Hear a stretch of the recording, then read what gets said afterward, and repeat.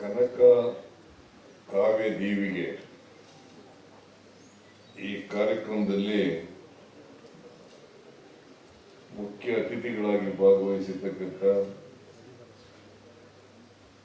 ಹಿಂದುಳಿದ ವರ್ಗಗಳ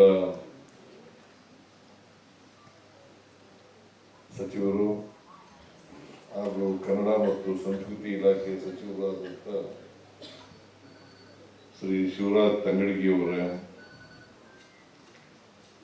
ಗ್ಯಾರಂಟಿ ಯೋಜನೆಗಳ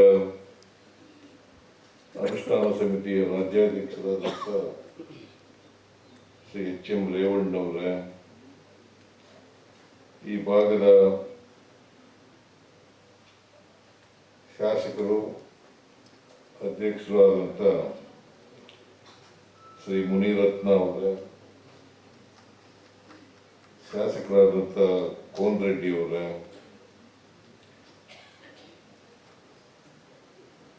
ಕನಕದಾಸರು ಮತ್ತು ತತ್ವಪದಗಳ ಅಧ್ಯಯನ ಕೇಂದ್ರದ ಅಧ್ಯಕ್ಷರಾದಂಥ ಕಾಕಾ ಚಿಕ್ಕಣ್ಣ ಅವರ, ಕನ್ನಡ ಸಾಹಿತ್ಯ ಅಕಾಡೆಮಿಯ ಅಧ್ಯಕ್ಷರಾದಂಥ ಶ್ರೀ ಮುಕುಂದರಾಜ್ ಅವರ, ಮುಕುಂದರಾಜ್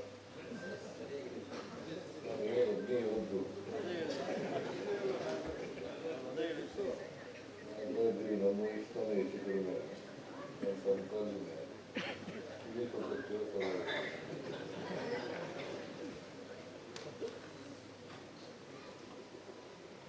ಯಾಕಂದ್ರೆ ನಾನು ಜನತಾ ಪಾರ್ಟಿಯಿಂದ ಜನತಾದಳ ಈಗವರೆಗೂ ಕೂಡ ನನ್ನ ಸಮಕಾಲೀನ.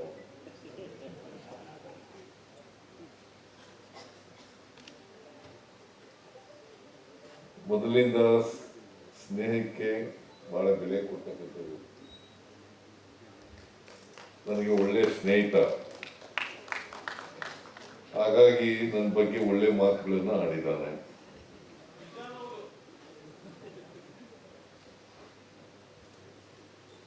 ಸ್ನೇಹಿತ ಅಂತ ಮಾತಾಡಿದನೋ ಅಥವಾ ನಾನು ಒಳ್ಳೆ ಕೆಲಸ ಮಾಡಿದ್ದೀನಿ ಅಂತ ಮಾತಾಡಿದನೋ ಗೊತ್ತಿಲ್ಲ ನನಗೆ. ಆದ್ರೆ ಇಷ್ಟು ಮಾತ್ರ ಗ್ಯಾರಂಟಿ, ನನಗೆ ಒಳ್ಳೆ ಸ್ನೇಹಿತ.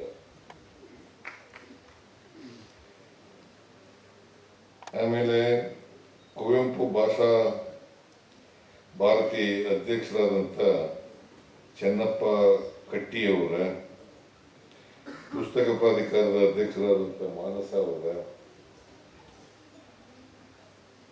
ರಂಗಕರ್ಮಿ ಹಾಗೂ ನಾಟಕ ಅಕಾಡೆಮಿ ಅಧ್ಯಕ್ಷರಾದಂಥ ನಾಗರಾಜ್ ಮೂರ್ತಿ ಅವರ,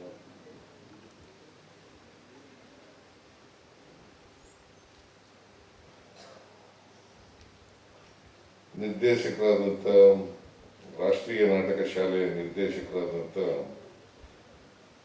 ಶ್ರೀ ಶರ್ಮಾ ಅವರ, ವೀಣಾ ಶರ್ಮಾ ಅವರ,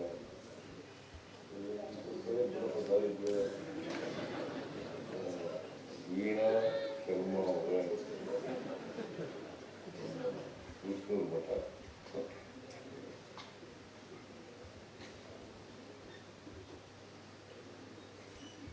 ಎಲ್ಲ ಕನ್ನಡ ಸಂಸ್ಕೃತಿ ಇಲಾಖೆಯ ಅಧಿಕಾರಿಗಳು ವರ್ಗದವರ,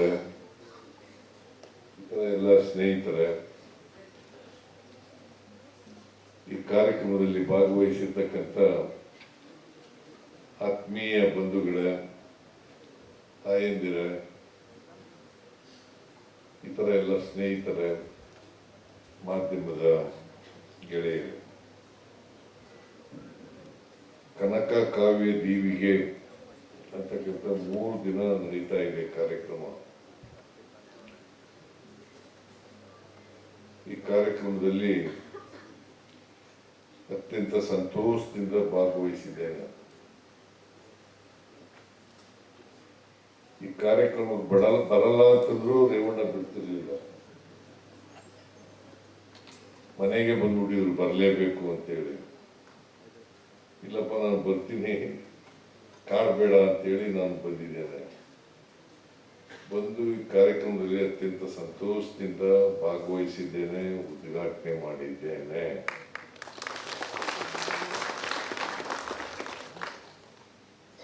ಮೂರು ದಿನಗಳ ಕಾಲ ಕಾವ್ಯ, ನಾಟಕ, ಸಂಗೀತ, ಚಿತ್ರಕಲೆ, ನೃತ್ಯ ರೂಪಕ,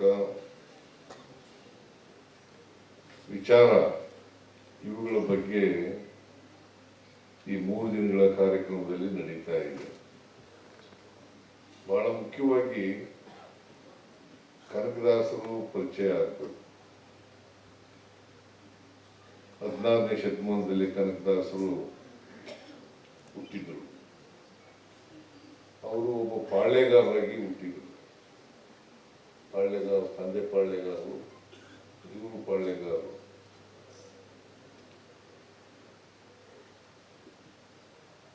ಇವರು ಆಮೇಲೆ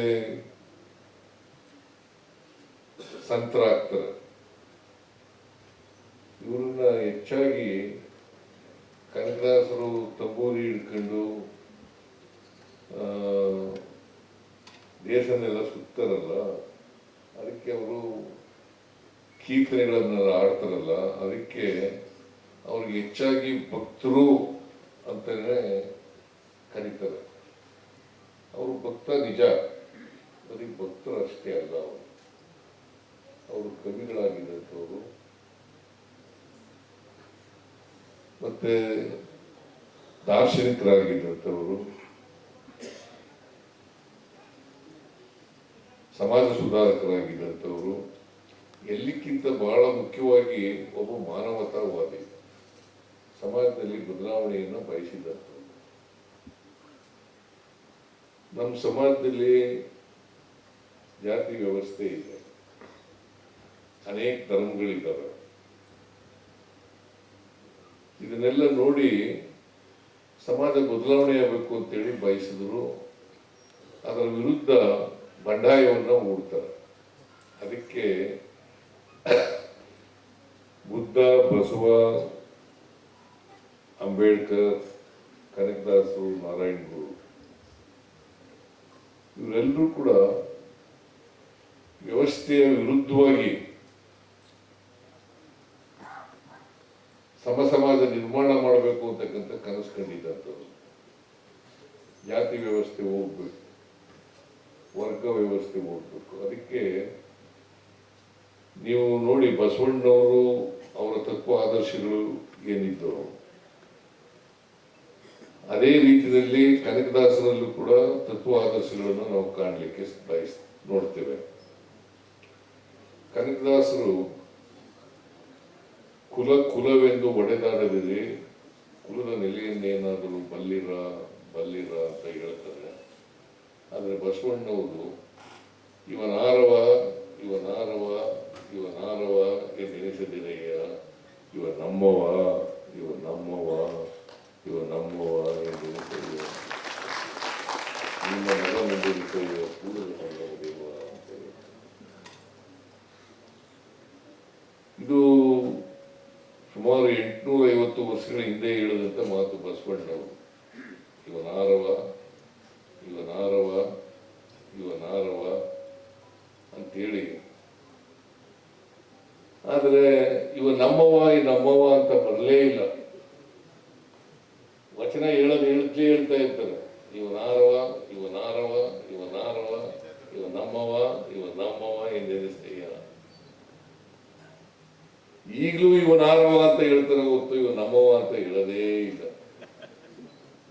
ಅಷ್ಟರ ಮಟ್ಟಿಗೆ ನಮ್ಮ ಜಾತಿ ವ್ಯವಸ್ಥೆ ಗಟ್ಟಿಯಾಗಿ ಬೇರು ಬಿಡುವುದಿಲ್ಲ. ಈ ಬೇರು ಬಿಡ್ಲಿಕ್ಕೆ, ಇದನ್ನ ಹೆಮ್ಮರವಾಗಿ ಬೆಳೀಲಿಕ್ಕೆ ಪಟ್ಟಭದ್ರ ಹಿತಾಸಕ್ತರಿದಾರಲ್ಲ, ಅವ್ರು ಇನ್ನೂ ನೀರೇರಿತಾ ಇದ್ದಾರೆ. ಪಟ್ಟಭದ್ರ ಹಿತಾಸಕ್ತರು ಕೂಡ ಇವತ್ತಿಗೂ ಇದ್ದಾರೆ, ಹಿಂದೆನೂ ಇದ್ರು, ಮುಂದೆನೂ ಇರ್ತಾರೆ. ಅದಕ್ಕೆ ನಾವು ಜಾಗೃತರಾಗಬೇಕಾಗ್ತದೆ. ಅದಕ್ಕೆ ಮೊನ್ನೆ ನಾನು ಈ ರೇವಣ್ಣ ಓದಿದಂಥ ಸೈನ್ಸ್ ಕಾಲೇಜ್ಗೆ ಹೋಗಿದ್ದೆ. KM ನಾಗರಾಜ್ ಅಲ್ಲೇ ಓದಿದ್ದ.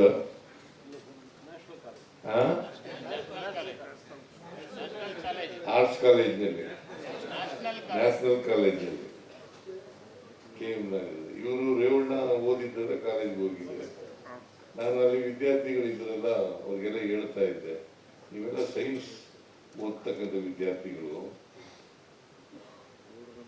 ವೈಜ್ಞಾನಿಕ ಮನೋಭಾವ ಬೆಳಿಬೇಕು. ಸೈನ್ಸ್ ಓದಿದ ಮೇಲೆ ವೈಜ್ಞಾನಿಕ ಮನೋಭಾವ ಬೆಳಿಬೇಕು, ವೈಚಾರಿಕ ಮನೋಭಾವ ಬೆಳಿಬೇಕು. ಇದರ ಸೈನ್ಸ್ ಓದೋದು ಏನು ಪ್ರಯೋಜನ? ವೈಜ್ಞಾನಿಕ ಮನೋಭಾವ ಇಲ್ಲದೆ ಹೋದರೆ, ವೈಚಾರಿಕತೆ ಬೆಳೀದೆ ಹೋದರೆ ಸೈನ್ಸ್ ಓದಿ ಏನು ಪ್ರಯೋಜನ? ಅದನ್ನ ಹೇಳ್ತಾ ಇದ್ದೆ ವಿದ್ಯಾರ್ಥಿಗಳಿಗೆ. ನೋಡಿ, ನೀವು ಎಲ್ಲ ವಿದ್ಯಾರ್ಥಿಗಳು ಕೂಡ ನೀವು ಇಲ್ಲಿ ಸೈನ್ಸ್ ಓದಿದ ಮೇಲೆ ಡಿಗ್ರಿ ಓದಿರಿ ಅಥವಾ ಸ್ನಾತಕೋತ್ತರ ಪದವಿ ಪಡ್ಕೊಳ್ಳಿ, ಅದಕ್ಕಿಂತ ದೊಡ್ಡ ಪದವಿ ಪಡ್ಕೊಳ್ಳಿ, ಡಾಕ್ಟರೇಟ್ ಮಾಡ್ಕೊಳ್ಳಿ.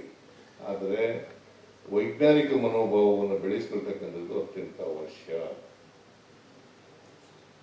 ವೈಚಾರಿಕತೆಯನ್ನು ಬೆಳೆಸ್ಕೊಳ್ತಕ್ಕಂಥದ್ದು ಅತ್ಯಂತ ಅವಶ್ಯ. ಕನಿಷ್ಠ ಪಕ್ಷ ನಮ್ಮ ಸಮಾಜದಲ್ಲಿರ್ತಕ್ಕಂಥ ಮೂಢನಂಬಿಕೆಗಳು, ಮೌಢ್ಯಗಳು, ಕಂದಾಚಾರಗಳಿದ್ದಾವಲ್ಲ, ಅವನ್ನಾರು ತಿಳಿಸ್ತಕ್ಕಂಥದ್ದು ಇರ್ಬೇಕಲ್ಲ. ಇವು ಸರಿ ಇಲ್ಲ ಅಂತ ಹೇಳ್ಬೇಕಲ್ಲ. ಬಸವಣ್ಣ ಹೇಳಿದ್ರು, ಕನಕದಾಸರು ಹೇಳಿದ್ರು, ಅದನ್ನ ನೀವು ಪಾಲನೆ ಮಾಡಬೇಕಲ್ಲ. ಇಲ್ಲದ್ರೆ ವಿಜ್ಞಾನ ಓದಿದ ಏನು ಪ್ರಯೋಜನ? ನಾನು BSc ಡಿಗ್ರಿ ತಗೊಂಡಿದ್ದೀನಿ ಅಂತ ಅನ್ನೋದಷ್ಟೇ. ಈಗ ವಿಜ್ಞಾನ ಓದ್ದವರು ಡಾಕ್ಟ್ರು, ಇಂಜಿನಿಯರ್ಗಳಾಗಿರತಕ್ಕಂಥವ್ರು, ವಿಜ್ಞಾನಿಗಳಾಗಿರ್ತಕ್ಕಂಥವ್ರು, ಅವರು ನೀನ್ ಯಾಕಪ್ಪ ಹಿಂಗೆ ಬಟ್ಟೆ ಇಲ್ಲ, ನಿನಗೆ ಯಾಕೆ